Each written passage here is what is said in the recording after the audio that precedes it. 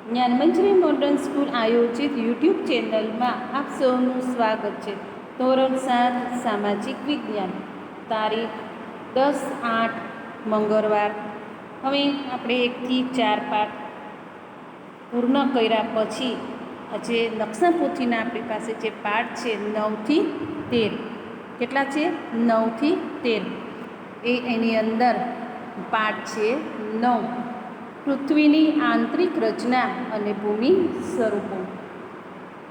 આંતરિક શબ્દ તમને આવ્યો એટલે થોડુંક નવાઈ લાગશે. અને ભૂમિ સ્વરૂપો, ભૂમિ એટલે ભૂમિના જુદા જુદા જે સ્વરૂપો છે તે. પણ આ સ્વરૂપો છે અને આંતરિક રચના છે એ કોની માટે છે? તો કે પૃથ્વી ઉપર જે જમીન છે, ધરતી છે, આ ધરતીની ઉપર જે પ્રક્રિયા થાય છે એના વિશે આ પાઠની અંદર આજે આપણે શીખવાનું છે. આપણી પૃથ્વી એક ગ્રહ છે. તમે છઠ્ઠામાં શીખી ગયા કે 9 ગ્રહની અંદર પૃથ્વી છે એક એ ગ્રહ છે. તો જેના ઉપર જે ગ્રહ છે તેના ઉપર આજે જીવન જોવા મળે છે. તો કે 9 ગ્રહની અંદર પૃથ્વી એક જ એવું છે તે કે ત્યાં આ ભૂમિ જોવા મળે છે અને ત્યાં સજીવો પણ રહી શકે છે અને સજીવો પોતાનું વિકસિત જીવન પણ ત્યાં જોવા મળે છે. તો આપણે છઠ્ઠામાં 9 ગ્રહ વિશે વાત કરી હતી. તો એની અંદર મંગળ, 9 ગ્રહની અંદર એક પૃથ્વી અને મંગળ એ 2 જ ગ્રહ એવા છે કે ત્યાં જમીન જોવા મળે છે. પરંતુ મંગળનો ગ્રહ એટલો બધો લાલ ધગધગતો છે, અંગાર જેવો ગ્રહ છે કે ત્યાં સજીવો રહી શકતા નથી. એટલે કે મનુષ્ય સજીવો કોઈ પણ ત્યાં રહી શકતું નથી. જેથી પૃથ્વી ઉપર હરેક સજીવો છે એ ત્યાં રહી શકે છે. અવકાશી પિંડોની જેમ પૃથ્વીનો આકાર પણ ગોળાકાર જોવા મળે છે. અંદર અને બહાર સતત પરિવર્તન થતું રહે છે. જે માટીનો ઉપર જે પોપડો છે, માટીનો પૃથ્વી ઉપર એટલે કે જમીન ઉપર બહારની ભાગમાં જે માટી અને રજકણોનો જે પોપડો છે તેને આપણે શું કહીએ છીએ? જમીન. પરંતુ આ જમીન છે એ બહાર જમીન જ દેખાય છે, પણ પરંતુ અંદરની એટલે કે આંતરિક રચના, બહાર એટલે બાહ્ય રચના, આ બંને વિશે અહીંયા વાત કરવાની છે. તો જમીનના પેટાળની અંદર શું શું છે? આંતરિક એટલે આપણે જમીન ખોદીને, દાખલા તરીકે વાવ છે, કૂવા છે, અંદર ભોય દરિયાની અંદર ઊંડે સુધી આપણે જે ખોદાણ કરીને અંદરની જે આંતરિક રચના કેવી છે તે વિશે આજે આપણે અહીંયા શીખવાનું છે. તો આપણે શું વિચાર્યું હશે અને કેવું વિચાર્યું અને કેવું આપણા વિચારો અહીંયા પ્રગટ થાય છે? તો કે પૃથ્વીની અંદર આપણે જમીન ખોદીએ તો તમને મને એવું થતું હશે ને કે જેમ જેમ ખોદતા જઈએ તેમ તેમ માટી, પથરા અને રજકણો નીકળતા જાય છે. પરંતુ આ આંતરિક ભાગ એક અલગ સ્વરૂપનો જોવા મળે છે. ક્યાંક તો પૃથ્વી ક્યાંક માટીની બનેલી છે, ક્યાંક પોપડાની બનેલી છે, ક્યાંક પથ્થરોની બનેલી છે, તો ક્યાંક છે એ પદાર્થની બનેલી છે અને ક્યાંક છે તે સજીવો રહેઠાણ કરતા હોય તેવી પણ જોવા મળે છે. અને ક્યાંક છે એટલું ભૂગર્ભની અંદર પાણી પણ જોવા મળે છે. તો અહીંયા આપણે પહેલું છે તો કે પૃથ્વીનો આંતરિક ભાગ અને ભૂગર્ભ. તો કે પૃથ્વીનો આંતરિક ભાગ તો કે ઇન્ટરનલ ઓફ ધ અર્થ. બરાબર? તો અહીંયા પૃથ્વી એ ડુંગળીની માફક એક ઉપર એક સ્થળથી ગોઠવાયેલા અનેક સ્તરોથી બનેલી છે. જો જેવી રીતે ડુંગળીની અંદર આપણે જોઈએ તો કેટલાક પ્રકારના પડ જોવા મળે છે. જેમ એક પડ કાઢીએ, બીજું કાઢીએ, ત્રીજું કાઢીએ, એવી રીતે વારાફરતી એમાં પડ જોવા મળે છે. એમાં પૃથ્વીની અંદર અનેક પ્રકારના સ્તરો બનેલા છે. આમ પૃથ્વી સપાટીના સૌથી ઉપલા સ્તરને શું કહીએ છીએ? તો કે ભૂકવચ. પૃથ્વીના સૌથી ઉપલા સ્તરને શું કહેવામાં આવે છે? તો કે ભૂકવચ. અહીંયા ખાલી જગ્યામાં પૂછાય, વિકલ્પમાં પૂછાય કે ટૂંકા પ્રશ્નમાં પણ પૂછી શકે છે. એટલે દરેક વિદ્યાર્થી પોતાના પાઠ્યપુસ્તક સાથે લઈને બેઠા હશે એટલે જ્યાં જ્યાં અંડરલાઇન કરું, નીચે લાલ લીટી તમને દેખાય ત્યાં તમારે ચોપડીમાં પેન્સિલથી લીટી કરવાની છે. આ સૌથી પાતળું સ્તર છે એ ભૂમિખંડ ઉપર આશરે 35 કિલોમીટર સુધી હોય છે. કેટલું હોય છે? 35 કિલોમીટર સુધી હોય છે. અને ભૂમિખંડની સપાટી ખાસ કરીને કેવી હોય છે? સિલિકા અને એલ્યુમિના જેવા ખનિજોથી બનેલી છે. હવે અહીંયા તમને પ્રશ્ન પૂછવામાં આવે કે ભૂમિખંડની સપાટી કેવી બનેલી છે? તો ભૂમિખંડની સપાટી એલ્યુમિન જેવા ખનિજોની બનેલી છે. તેથી તેને સિયાલ શું કહેવામાં આવે છે?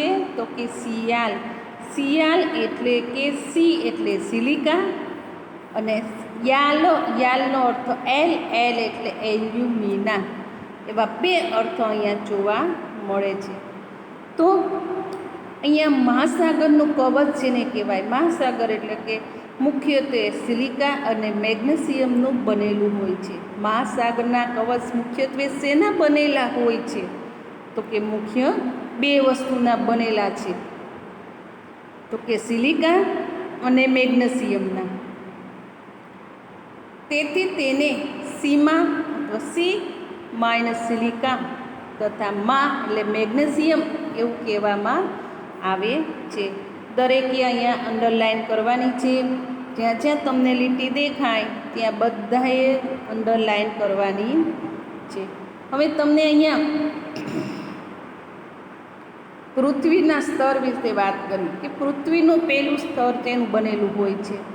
તો પહેલું છે પોપડાનું બનેલું. મેં વાત કરી હતી ને કે ઉપલું જે આપણે હલનચલન કરીએ છીએ, જેના ઉપર આપણે ચાલીએ છીએ, સજીવો, વૃક્ષો, પ્રાણીઓ, જીવજંતુ, આ બધું છે એ પહેલો છે એ સ્તરને શું કહેવાય? તો કે પોપડો. શું કહેવાય? એક જાતનો પોપડો છે. બીજું છે મેન્ટલ. બીજું પણ કેવું છે અંદરનું? યલો કલરનું, તો કે મેન્ટલ. ત્રીજું છે બાહ્ય ભૂગર્ભ. કયું છે? બાહ્ય ભૂગર્ભ, કેસરી કલરનું છે તે. ચોથું છે અંદર નાનકડું એવું લાલ કલરનું એરો બતાવ્યો છે તે છે આંતરિક ભૂગર્ભ. શું દેખાડે છે? આંતરિક ભૂગર્ભ. તો અહીંયા પૃથ્વીના કદનો માત્ર 0.5% ભાગ ઘન પોપડો છે. 100%માંથી 0.5% ખાલી ઘન પોપડો ઉપરના ભાગમાં જોવા મળે છે અને 100% છે એ મેન્ટલ જોવા મળે છે અને 83% ભાગ છે એ ભૂગર્ભની અંદર જે અંદરની પ્રક્રિયા છે તે જોવા મળે છે. આમ પૃથ્વીની ત્રિજ્યા 6371 છે. કેટલી છે પૃથ્વીની ત્રિજ્યા? 6371 છે. તમને ખાલી જગ્યામાં પૂછે કે પૃથ્વીની કુલ ત્રિજ્યા કેટલી છે? તો કે 6371 છે. આવી રીતે કવચની બરાબર મેન્ટલ હોય છે અને જે આશરે 2900 કિલોમીટરની ઊંડાઈ સુધી ફેલાયું હોય છે. જુઓ પોપડાથી કેટલું ફેલાયેલું છે? તો કે 2900 કિલોમીટર સુધી ફેલાયેલું હોય છે. આ પૃથ્વીનું સૌથી આંતરિક સ્તર ભૂગર્ભ છે. તમને પ્રશ્ન પૂછે કે પૃથ્વીનું સૌથી આંતરિક સ્તર કયું છે? તો કે ભૂગર્ભ. તેની ત્રિજ્યા કેટલી છે? તો કે 3500 કિલોમીટર છે. કેટલી છે તેની ત્રિજ્યા? 3500 કિલોમીટર. જે ખાસ કરીને નિકલ અને ફેરસ એટલે કે લોખંડનું બનેલું હોય છે. આ છે એ શેનું બનેલું હોય છે? નિકલ અને લોખંડ. અહીંયા એનું ટૂંકું નામ લઈએ તો કે ની કે નિકલ અને એટલે ફરસ એને કહેવાય છે. આમ કેન્દ્રીય ભૂગર્ભની અંદર તાપમાન, દબાણ અને પદાર્થોની ઘનતા ખૂબ જ જોવા મળે છે. હવે છે ખડકો અને ખનિજ. ખડકો એટલે પથ્થર. શું કહેવાય? પથ્થર. અને ખનિજ તત્વો એ ઘણી જાતના જોવા મળે છે. તો કે વાયુની અંદર આશરે ઘણા બધા જે ખનિજો છે, પદાર્થો છે એ રહેલા હોય છે. પરંતુ આ પદાર્થો તો હવાની અંદર જોવા મળે છે ને. ફોસ્ફરસ છે, ઓઝોન વાયુ, આ બધા વાયુઓ, ઘણા બધા વાયુઓ છે. તો હાઇડ્રોજન, ઓક્સિજન, કાર્બન ડાયોક્સાઇડ, આ બધા વાયુઓ છે ને, ફોસ્ફરસ એ હવામાં છે, પણ ઉપરાંત ખનિજ જે જમીનની અંદર એ આપણને જોવા મળે છે. અને આ બધા જ વાયુઓ જમીનની અંદર પ્રક્રિયા પણ કરતા જોવા મળે છે. તો હવે અહીંયા આપણે જોઈએ ખડકો અને જમીન, રોકેસ એન્ડ મિનરલ્સ. તો ખડકના પ્રકાર પોતાના ગુણ, કણના કદ અને તેની નિર્માણ પ્રક્રિયાને આધારે જોવા મળે છે. આમ ખડકના 3 પ્રકાર પડે છે. કેટલા છે? ખડકના મુખ્ય 3 પ્રકાર પડે છે. એમાં પહેલું છે અગ્નિકૃત ખડકો, ઇગ્નયસ. કયું છે? ઇગ્નયસ.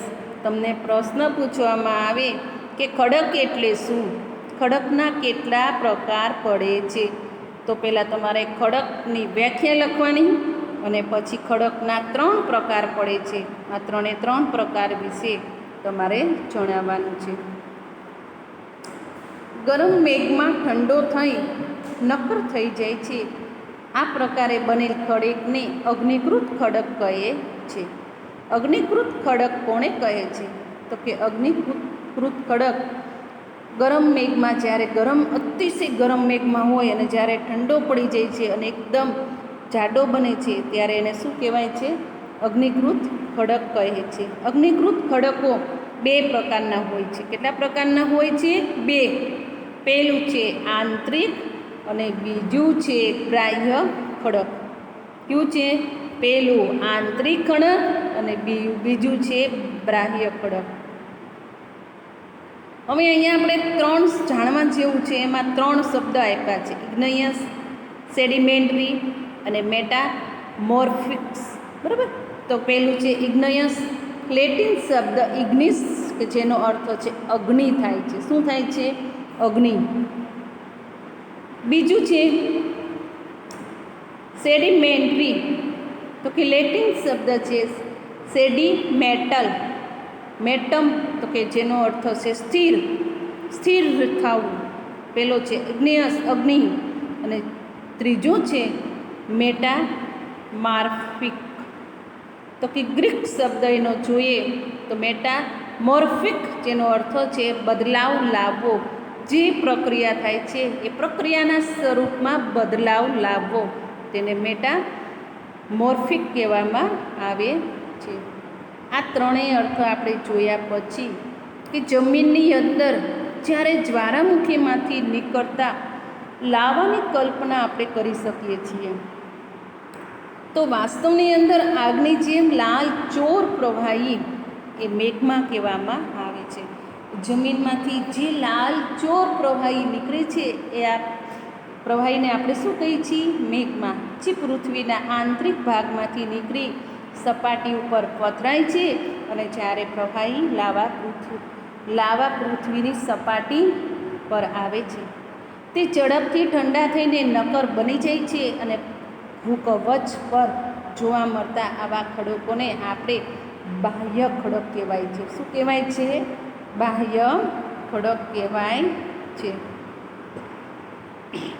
બાહ્ય ખડક એટલે શું, અથવા બાહ્ય અગ્નિકૃત ખડક એટલે શું, તમને વ્યાખ્યામાં પૂછાશે અને ખડકમાં એક પ્રશ્નમાં પણ પૂછી શકે છે. તેની સંરચના ખૂબ જ નાની દાણાદાર હોય છે. આપણે એક દ્રષ્ટાંત લઈએ તો દ્રષ્ટાંત તરીકે છે બાહ્ય ખડકમાં કોણ આવે? તો કે બેસાલાટ. પ્રવાહી મેઘમાં ક્યારેક ભૂકવચની અંદર ઊંડાઈ જઈને ઠરી જાય છે ને આ જે ઠરવાની પ્રક્રિયા છે તેને બનેલ નક્કર ખડકોને આંતરિક અગ્નિકૃત ખડક કહેવામાં આવે છે. શું કહેવામાં આવે છે? આંતરિક અગ્નિકૃત ખડક કહેવામાં આવે છે. અનાજ, દાણા કે મસાલાને પીસવા માટે જે પથ્થરનો ઉપયોગ મોટાભાગે થાય છે તે ગ્રેનાઇટ એવા ખડકોનું એક દ્રષ્ટાંત છે. અને આ ગ્રેનાઇટ ખડક એટલે કે ગ્રેનાઇટ પથ્થર એક આંતરિક અગ્નિકૃત ખડકનું દ્રષ્ટાંત છે. અને આ ગ્રેનાઇટ પથ્થર છે એ અત્યારે આપણે મોટા ભાગે ક્યાં યુઝ થાય છે? ઘરઘંટીની અંદર દાણા પીસવાની જે ઘંટી છે એની અંદર આજે આનો ઉપયોગ થાય છે. હવે આપણે આવશું બીજું કયું છે? જળકૃત ખડકો. પહેલું કયું હતું? આંતરિક ખડકો. હવે આવ્યા બીજું, તો કે જળકૃત ખડકો. પ્રસ્તર, એનું નામ શું છે? પ્રસ્તર. તો આ ખડકો કેવા છે? તો કે ખડકો ઘસાય, અથડાય અથવા ટકરાઈને નાના ટુકડામાં ફેરવાઈ જાય છે. જ્યારે મોટા મોટા ખડકો છે એ આ ખડકો છે ને ત્યારે ઘસાઈ જાય છે, એકબીજા સાથે અથડાઈ જાય છે અને એકબીજા સાથે ટકરાઈ જાય છે અને નાના ટુકડામાં ફેરવાય છે. આવા નિરપેક્ષ ટુકડાઓ છે એ પવન, પાણી, હવા વગેરે દ્વારા એક સ્થળેથી બીજા જગ્યાએ પહોંચી જાય છે અને આવા જ એક જગ્યાએ તે જમા થાય છે અને આવા નિરપેક્ષ ખડક દબાઈ અને નક્કર બની ખડકના સ્તર બનાવે છે. અને આવા પ્રકારના ખડકોને આપણે શું કહીએ છીએ? પ્રસ્તર ખડક. શું કહીએ છીએ? પ્રસ્તર ખડક કહેવામાં આવે છે. દાખલા તરીકે ખડકમાં જોઈએ તો કોણ આવે છે? તો કે રેતનાર પથ્થર અને રેતના કણોથી બનેલા હોય છે. કોનાથી બનેલા હોય છે? થી બનેલા હોય છે. આ ઉપરાંત આ ખડકોની અંદર જોઈએ તો શું જોવા મળે છે આપણને? તો કે વનસ્પતિ, પાણી અને અન્ય સૂક્ષ્મ જીવાણુઓ કે જે ક્યારેક આ ખડકોમાં જોવા મળે છે અને જે જીવાશ્મી પણ કે બને છે એને શું કહેવામાં આવે છે? જીવાશ્મી. હવે આ છે રૂપાંતરિત ખડકો. કયું આવ્યું? રૂપાંતરિત ખડકો. તો આ ખડકો આપણે ત્રીજું છે એ રૂપાંતરિત ખડકો. આ ખડકો છે અગ્નિકૃત અને જળકૃત ખડકો કરતાં ઊંચા તાપમાને અને અતિશય દબાણને કારણે રૂપાંતરિત ખડકોમાં ફેરવાય છે. જો આપણે 3 પ્રકાર છે: અગ્નિકૃત, જળકૃત અને રૂપાંતરિત ખડકો. એમાં જળકૃત અને અગ્નિકૃત ખડકો છે એની અંદર રૂપાંતરિત ખડકો છે એ બંને કરતાં ઊંચા તાપમાને અને અતિશય દબાણને કારણે કેવા છે? અતિશય દબાણને કારણે આ ખડકો છે એ આપણને ખડકોમાં ફેરવાઈ જાય છે અને આવા ખડકોને રૂપાંતરિત ખડકો કહેવાય છે. દાખલા તરીકે જોઈએ તો તેની અંદર શું શું આવે છે? તો કે ચીકણી માટી, સ્લેટ અને ચૂનાના પથ્થર, આ ઉપરાંત આરસપહાણ પથ્થર, આ બધું જ આ ખડકોની અંદર આપણને જોવા મળે છે. હવે અહીંયા તમને જો આકૃતિ તમને આપી જ છે ખડક ચક્રની આકૃતિની અંદર તમને સૌથી પહેલાં આપ્યું છે મેઘમાંથી ક્યાં જાય છે? તો કે અગ્નિકૃત ખડકોની અંદર, અગ્નિકૃતમાંથી પસ્તર ખડકમાં, પસ્તરમાંથી રૂપાંતરિત ખડકમાં જાય છે. આવી રીતના આખું એનું 20 ચક્ર છે એ ફર્યા કરે છે. બાજુમાં તમને પૃથ્વીનો પોપડો, ઉપલું જે પડ છે એ પોપડો દેખાડ્યો છે. પરંતુ જ્યારે આ પોપડો છે એકત્રિત થાય છે કે હવાને લીધે એક જગ્યાએ જે માટી છે, નાના નાના રજકણો છે, આ બધું જ ભેગું થાય છે ત્યારે આ પોપડો કેવો બને છે તેની આકૃતિ આપી છે. પૃથ્વી અને આ પોપડો છે શંકુ આકારનો બન્યો છે અને ઉપર છે તમને ક્રેટર. બરાબર? તો આ છે ક્રેટર. તો આખો આ પોપડો છે એ જમીનની આંતરિક પ્રક્રિયામાંથી ઉદ્ભવી, એટલે કે જ્વાળામુખી જ્યારે થાય છે ત્યારે આ જ્વાળામુખીમાંથી આ પૃથ્વીના પોપડો આવો બનેલો છે એ અહીં આપણે જોઈ શકીએ છીએ. અચાનક પૃથ્વી ફાટીને અંદરથી જે દબાણ થાય છે અને દબાણને લીધે પૃથ્વી છે એ બે ફાટીને અંદરથી જે આ જ્વાળાઓ બહાર નીકળે છે એ જ્વાળાઓમાં જે આ પૃથ્વીનો એક પોપડો બન્યો છે કે પર્વત જેવો આપણે જે કહીએ ને હિમાલય, આ બધા જ્વાળામુખીના બનેલા છે. આ એનું મોટામાં મોટું ઉદાહરણ છે. કોઈ હિમાલય આપણે કોઈ બનાવવા ગયું નથી. ક્યાંક પાણી છે તો ક્યાંક પાણીને પર્વત બનાવી દે ને પર્વત હોય ત્યાં પણ પાણી થઈ જાય છે. જ્યારે જ્વાળામુખી થાય ને ત્યારે આ વસ્તુ પ્રક્રિયા થાય છે. આપણે જોઈએ કે કેટલીક ચોક્કસ પરિસ્થિતિની અંદર આ પ્રકારના ખડક ચક્રીય પદ્ધતિથી એકબીજાના પરિવર્તિત થઈ જાય છે અને એક ખડકમાંથી બીજા ખડકમાં પરિવર્તન થવાની આ ક્રિયાને ખડક ચક્ર કહેવાય છે. શું કહેવાય છે? એક ખડકમાંથી બીજા ખડકમાં પરિવર્તન થવાની અથવા પરિવર્તન પામવાની આ ક્રિયાને ખડક ચક્ર કહેવાય છે. અહીંયા તમે જોશો કે પ્રવાહી મેઘમાં ઠંડો થઈને નક્કર અગ્નિકૃત ખડક બની જાય છે. આ અગ્નિકૃત ખડકો નાના નાના ટુકડા સ્વરૂપે એક સ્તરેથી બીજા સ્તરે અને એક સ્તરેથી બીજા સ્તરે સ્થળાંતરિત થઈ પ્રસ્તર ખડકનું નિર્માણ કરે છે. આમ તાપમાન અને દબાણના કારણે આ અગ્નિકૃત ખડકો રૂપાંતરિત ખડકમાં બદલાઈ જાય છે અને અતિશય તાપમાન અને દબાણના કારણે રૂપાંતરિત ખડક પુનઃ પીગળીને મેઘમાં બની જાય છે. મેઘમાં જ્યારે ઠંડો પડે ને ત્યારે નક્કર અગ્નિકૃત ખડકમાં ફેરવાઈ જાય છે. ત્યારે તો કે મેઘમાં ઠંડો પડે ત્યારે નક્કર અગ્નિકૃત ખડકમાં ફેરવાઈ જાય છે. આમ આ ખડકો એટલે કે પથ્થરો પૃથ્વી ઉપર જે સજીવો છે એની માટે ખૂબ જ ઉપયોગી છે અને નક્કર ખડકોનો ઉપયોગ આપણે ઘણી જગ્યાએ ઉપયોગમાં લઈએ છીએ. તો એ ઉપયોગમાં આપણે લઈએ છીએ તો કે ક્યાં ક્યાં ઉપયોગમાં લઈએ છીએ? તો કે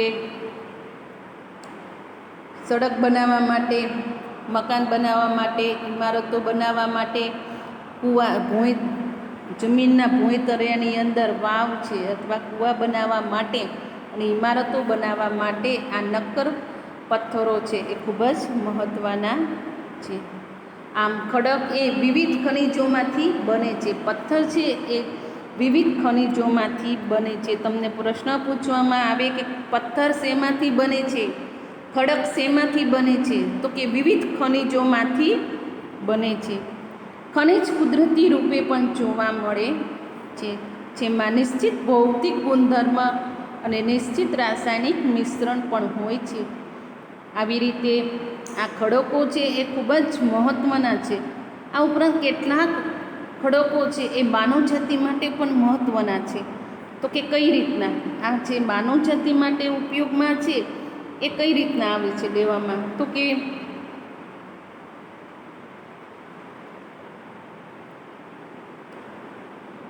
કેટલાકનો ઉપયોગ ઈંધણ તરીકે થાય છે તો કેટલાક વાયુ, ખનિજ તેલ, પેટ્રોલિયમ અને તેનો ઉપયોગ વિવિધ ઉદ્યોગો અને ઔષધિઓ બનાવવા માટે પણ થતો જોવા મળે છે.